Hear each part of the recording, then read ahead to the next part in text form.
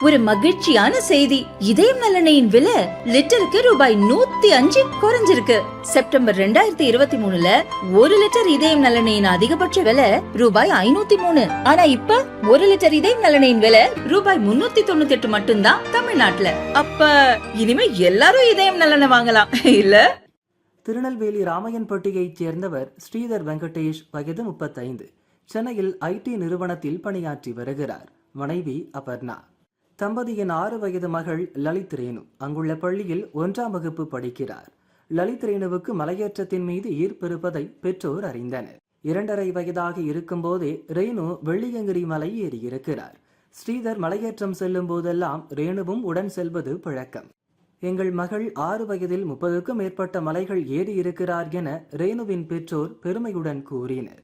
அவற்றில் மிக முக்கியமானவை சபரிமலை, வெள்ளியங்கிரி மலை, பர்வதமலை, ராமர்மலை, தோரணமலை, சதுரகிரி, பத்ரிநாத், நம்பிக்கோவில், செண்பகாதேவி அருவி, ஹரிஹர் போர்ட், கேதார்நாத் உள்ளிட்டவையாகும்.